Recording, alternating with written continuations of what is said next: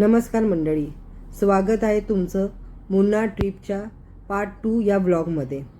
आज आम्ही botanical garden, T factory, chocolate factory, spice garden आणि स्पाइस फॅक्टरी यांना व्हिजिट करणार होतो। तर त्या दिशेने आम्ही चाललो आहोत। परत दुसऱ्या दिवशी आम्हाला 11 वाजता सकाळी चेकआउट करायचे होते। आम्ही मुंबईला जाणार होतो पुन्हा। आमची ट्रिप त्याच्यानंतर संपणार होती, म्हणून आज जितकं शक्य आहे तितकं आम्ही प्रत्येक गोष्टींना व्हिजिट करणार होतो। तर आता इथून टी गार्डन सुरू होत आहे आणि टी गार्डन फार मोठं आहे। जिथे बघावं तिथे डोंगरच्या डोंगर हे टी गार्डन्सच आहेत।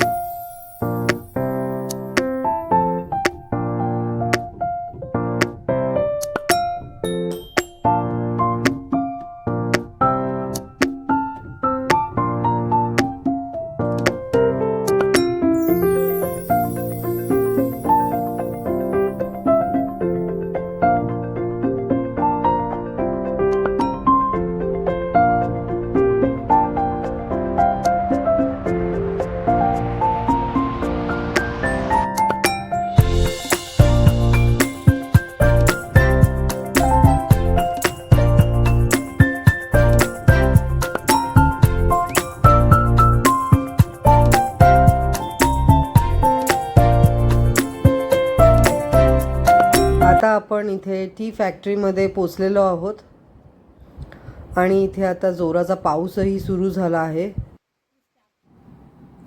या टी फॅक्टरीला पण चार्जेस होते। 250 रुपये तिकीट आणि मोठ्यांसाठी 100 रुपये तिकीट लहानांसाठी होतं। ही आहे टी फॅक्टरी आणि पाऊस सुरू होता म्हणून थोड्या वेळ आम्हाला इथे थांबावं लागलं। त्यानंतर आम्ही आतमध्ये गेलो।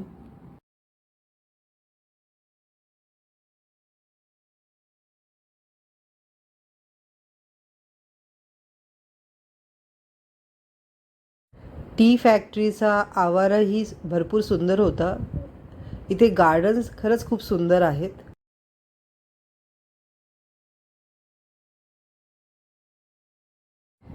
इथे त्यांनी टीची हिस्ट्री दिली होती, म्हणजेच चहाचं इन्व्हेन्शन कसं झालं आणि कालांतराने त्याच्यात कसे बदल घडत गेले आणि लोक आता कशा पद्धतीने चहा पितात। म्हणजे ग्रीन टी, ब्लॅक टी तर आहेच, पण आता मिल्कसोबतही चहा पितात। तर त्याचे इन्व्हेन्शन आणि त्याचे बदल कसे झाले हे त्याची हिस्ट्री त्यांनी इथे चार्ट स्वरूपात लावलेली आहे।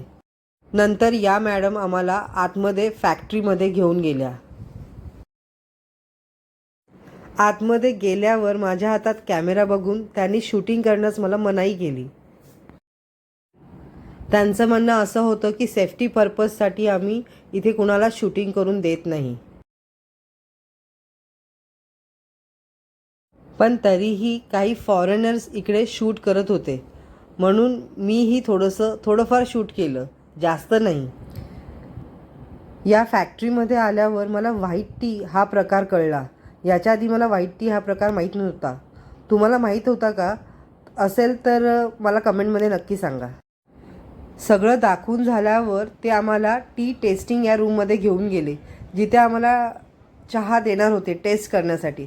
मला वाटलं वा मस्त छान पाऊस पडतोय तर एक कप गरम गरम चहा होऊनच जाऊ दे। पण आतमध्ये गेल्यावर कळलं की त्यांनी एक एक चमचा आम्हाला फक्त टेस्ट करायला दिला। 250 रुपये एका माणसाचं तिकीट घेऊन सुद्धा हे एक चमचा चहा टेस्टिंगसाठी देतात आणि अपेक्षा अशी करतात की आपण ह्यांच्याकडून चहा विकत घ्यावं। कसं काय शक्य आहे हे? तरी गिफ्टिंग करण्यासाठी म्हणून आम्ही काही चहाची पाकिटं इथून खरेदी केली. त्यानंतर आम्ही चॉकलेट फॅक्टरीला भेट द्यायला गेलो. इथे आपल्यासमोरच चॉकलेट कसे बनवतात ते दाखवलं जातं आणि तिथूनच आपण चॉकलेट विकतही घेऊ शकतो. म्हणून आम्ही या फॅक्टरीमध्ये गेलो. तर तिथे गेल्यावर कळलं की इथे शूटिंग अलाउड नाही आहे. जसं काय आम्ही यांची रेसिपीज चोरणार होतो. आजकाल तर सगळंच घरी चॉकलेट्स बनवतात, म्हणजे होममेड चॉकलेट्स. म्हणून आम्ही बाहेरून थोडंफार शूट केलं आणि यांच्याकडून थोडेफार चॉकलेट्स घेतले, कारण चॉकलेट यांच्याकडे फार महाग होते. 1800 रुपये किलो किंवा 1600 रुपये किलो असे वेगवेगळ्या प्रकारचे चॉकलेट्स इकडे होते. थोडेफार आम्ही घेतले आणि थोडे दुसऱ्या दुकानातूनही घेतले. त्यानंतर आम्ही स्पाइस गार्डनमध्ये गेलो, जिथे आपले गरम मसाले आणि जे औषधी हर्ब्स, मेडिसिनल हर्ब्स असतात त्यांचं गार्डन होतं आणि तिथेच त्यांची फॅक्टरीही आहे. त्याला व्हिजिट केलं आम्ही. या गार्डनलाही बघण्यासाठी तिकीट आहे. आम्ही तिकीट काढलं आणि आतमध्ये गेलो. त्यांनी त्याच्या तिकिटाबरोबर आम्हाला एक गाईडही दिला. हे बघा, इथे अननसाचं आहे झाड, म्हणजे इथे अननसही लागलेले आहेत छोटे छोटे. ही आहे ब्राह्मी आणि हे लॉंग पेपर म्हणजे पिंपळीचं झाड आहे. हे मेडिसिनल हर्ब्स आहेत. आयुर्वेदिक औषधांमध्ये यांचा वापर केला जातो. पिंपळीचं झाड आहे हे. हे जायफळाचं झाड आहे. याला जायफळाचं फळही लागलेलं आहे. हे सुकवल्यानंतर ते आपलं गरम मसाल्यात येतं. त्याच्यानंतर हे अडुळशाचं झाड आहे आणि हे आहे कोकोचं झाड, म्हणजे कोको पावडर बनवतात, त्याच्यानंतर चॉकलेट्स बनतात. त्याचे चॉकलेट्समध्ये वापरलं जातो. हे केशवर्धनी आहे. हे पण मेडिसिनल हर्ब आहे. त्याच्यानंतर थाई जिंजर म्हणजे गलांगल. थाई करीमध्ये पण याचा उपयोग केला जातो आणि गलांगल हे औषधासाठी पण वापरलं जातं. मेडिसिनल हर्बच आहे हे पण. त्याच्यानंतर स्टिकी डेस्मोडियम, याला मराठीत चिकटा असं म्हणतात आणि त्याचा पण औषधांमध्ये वापर केला जातो, आयुर्वेदिक औषधांमध्ये. हे आवळ्याचं झाड आहे.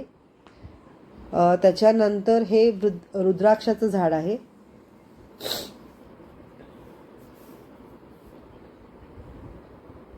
रक्तचंदनाचं झाड आहे. हे झाड म्हणजे रोपच आहे अजून. हे रक्तचंदनाचं.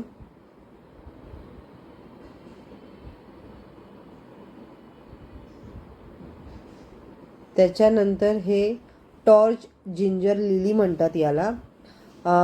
याचं नाव फक्त टॉर्च जिंजर लिली आहे, कारण याला दुसरं नाव मराठीमध्ये तर नाहीच आहे. आणि हे डॅन्ड्रफची औषधं बनवण्यासाठी वापरलं जातं. त्याच्यानंतर हे स्नेक प्लांट, आणि हे किती मोठं झालेलं आहे इकडे. हे इन्सुलिन प्लांट म्हणतात याला. याचा उपयोग डायबिटीसच्या औषधांमध्ये केला जातो. आयुर्वेदिक डायबिटीसची औषधं जी बनतात त्याच्यामध्ये या इन्सुलिन प्लांटचा उपयोग केला जातो. त्याच्यानंतर हे आहे वेलचीचं झाड आणि त्याला खाली छोट्या छोट्या वेलच्या लागलेल्या आहेत, म्हणजे त्यांची फुलंही आहेत आणि काही वेलच्याही आहेत हिरव्या रंगाच्या. त्यांना नंतर सुकवलं जातं आणि मग त्या बाजारात आपल्यासाठी विकायला येतात.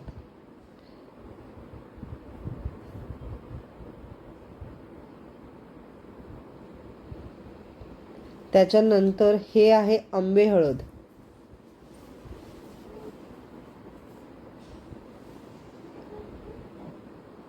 हे परत आवळ्याचंच रोप आहे.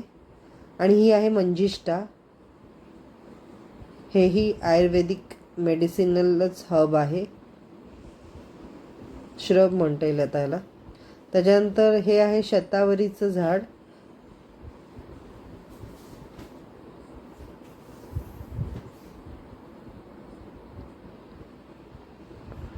आणि हे अर्जुनाचं झाड आहे, पण ते जरा पानच नाही आहेत त्याला. याला म्हणतात सेंटिपीड प्लांट. सेंटिपीड ॲक्च्युली एक वर्म असते, म्हणजे अळीचं नाव आहे. पण हे जे प्लांट आहे ना, याच्यापासून जे औषध बनलं जातं ते सर्पदंश आणि कीटकदंश याच्यासाठी वापरलं जातं, म्हणून याला सेंटिपीड प्लांट असं नाव दिलेलं आहे. त्याच्यानंतर हे कॉफीचं झाड आहे आणि हे आहे कुमकुमादी तैलम. त्याच्या बिया आहेत या. कुमकुमादी तैलम याचं तेल काढून हे सौंदर्य प्रसाधनात वापरलं जातं किंवा आपल्या फेअरनेस क्रीम ज्या असतात त्यासाठी वापरलं जातं. कुमकुमादी तैलम हे तेलच फेअरनेससाठी आहे, म्हणून ह्याचा मेडिसिनल हर्ब म्हणून हे सगळं त्याची वेल आहे कुमकुमादी तैलमच्या. आणि खाली जे लटकलेल्या त्याच्या बिया आहेत. ही संपूर्ण वेल आहे. हे आहे डेकोरेटिव्ह प्लांट. हे डेकोरेटिव्ह दिसतं म्हणून याला डेकोरेटिव्ह प्लांट असं म्हटलं तर, पण हे मेडिसिनल झाड आहे, कारण याचा उपयोग मूळव्याधाच्या औषधं बनतात त्याच्यासाठी केला जातो. आता हे त्यानंतर त्यांनी आम्हाला त्यांच्या शॉपमध्ये नेलं की त्यांनीच पिकवलेले जे मसाले आणि हर्ब्स वगैरे आहेत त्यांच्यापासून त्यांनी तयार केलेले गरम मसाले आणि आयुर्वेदिक औषधं इथे विक्रीसाठी ठेवली होती. आयुर्वेदिक औषधं घेताना त्यांचं आयुर्वेदिक डॉक्टर त्यांचं कन्सल्टेशनही आपल्याला इकडे मिळतं आणि त्यांच्या कन्सल्टेशननुसार आपण औषधं घेऊ शकतो. पण इकडे औषधं फारच महाग आहेत आणि गरम मसालेही इतकेसे काही स्वस्त नाही आहेत. इथे पिकतात पण तरीसुद्धा ते इतके स्वस्त नाही आहेत. आणि हे सगळे त्यांचे गरम मसाले आणि हे सगळे त्यांचे आयुर्वेदिक औषध आहेत. इथे त्यांचा आयुर्वेदिक डॉक्टरही असतो, ते आपल्याला सांगतात, गाईड करतात, त्यानुसार तुम्ही ते घेऊ शकता.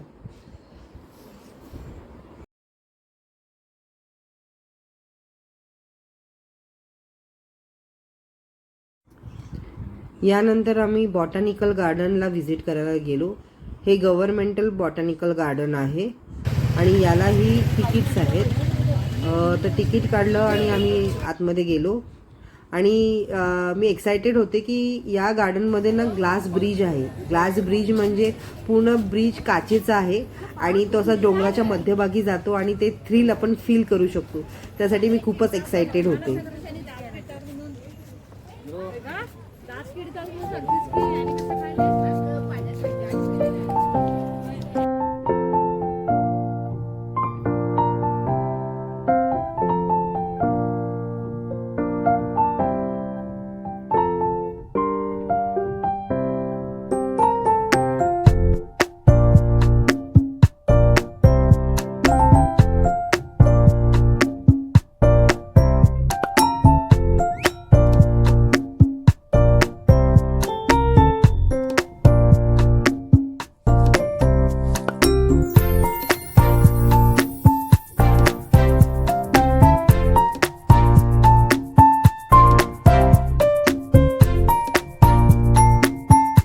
आणि हा आहे तो ग्लास ब्रिज. पण मला कळलं की त्यांनी काउंटर बंद केलेला आहे, कारण इथे खूप जोराचा पाऊस येणार आहे, त्याच्यामुळे तिकडचं तिकीट मिळू शकणार नव्हतं. म्हणून माझा थोडासा हिरमोडच झाला.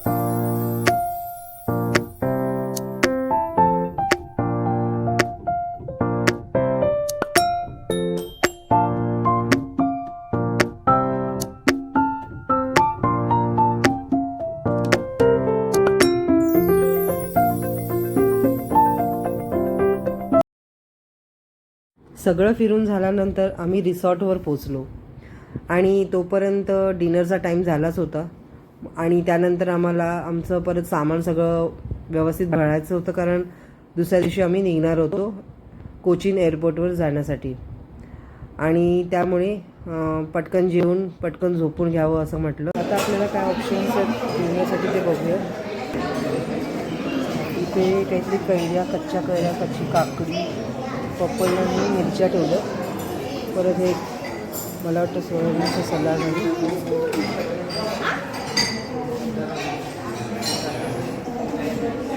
ते पूर्ण सलाड सेक्शन छान सजवलं आहे. पण raita, pickles, curd rice is also there. Dessert options.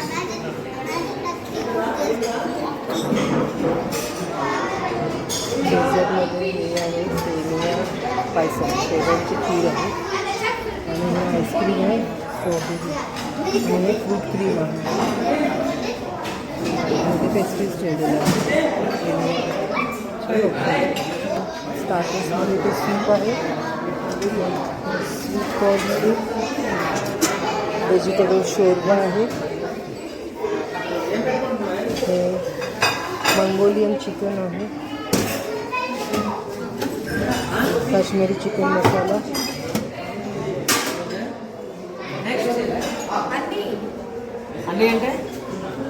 दाल, कुठली साऊथ इंडियन डाळ आहे, कढी, कुट्टी, कच्ची अगत्ती, स्टीम राईस आहे, पास्ता आहे, फ्रान्स पापड आणि बेक फिश आहे. नॉनव्हेजमध्ये चांगलंच आहे बघा. नूडल्स आहेत. व्हेजिटेरियन असल्यामुळे मला व्हेज ऑप्शन शकते आहे. पनीर जस्ट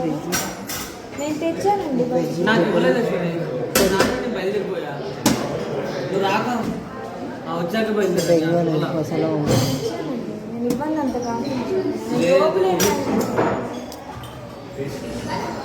आहे, चटपटी आलू टमाटर, खूप ऑप्शन्स. दुसऱ्या दिवशी आम्ही तयार झालो लवकरच कोचीन एअरपोर्टवर निघायला. चला आता आम्ही चेकआउटसाठी रेडी झालेलो आहोत. आता मुन्नारचा निरोप घेतो आहे आणि आम्ही निघालो. बॅग पॅक झाल्यात आणि रूममध्ये पसारा बघा. हे असंच असं सगळीकडे.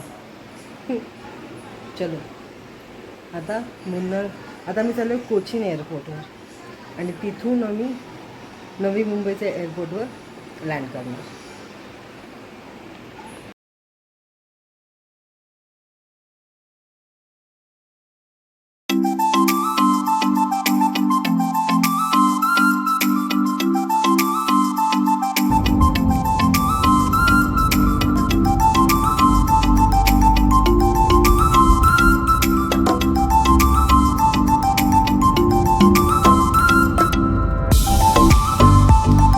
कोचीन एअरपोर्ट हे फारच मोठे होते.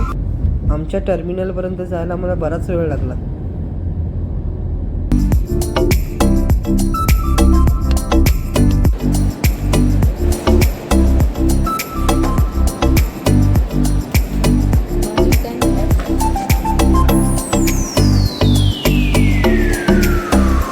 कोचीन एअरपोर्टवर पोहोचलेलो आहोत. आमची फ्लाईट आहे 5:20ची. आता आम्ही इथे चेक इन करतो आणि वेट करावं लागतं. बराच वेळ आहे. आताची 3च वाजलेत. नंतर आम्हाला कळलं की आमची फ्लाईट जरा डिले झाली आहे अर्धा तासाने. मग आम्ही जरा एअरपोर्टच एक्सप्लोअर करायचं ठरवलं.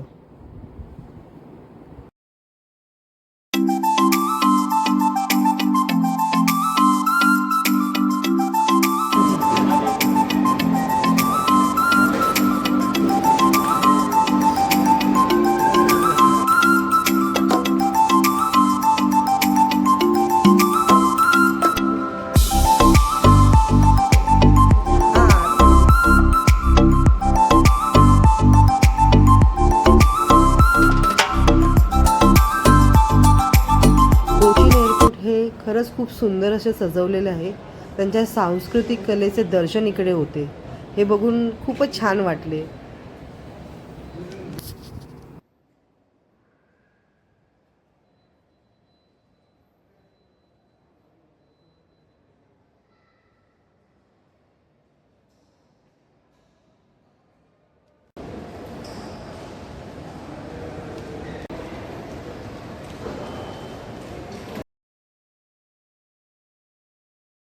आता आम्ही नवी मुंबई एअरपोर्टवर पोचलो आहोत. हे एअरपोर्ट मी पहिल्यांदाच बघत होते कारण हे नवीनच आहे एअरपोर्ट. तुम्हालाही थोडंसं दाखवते. तुम्हाला हा व्लॉग कसा वाटला हे कमेंटमध्ये नक्की कळवा आणि लाईक शेअर सबस्क्राईब करायला विसरू नका.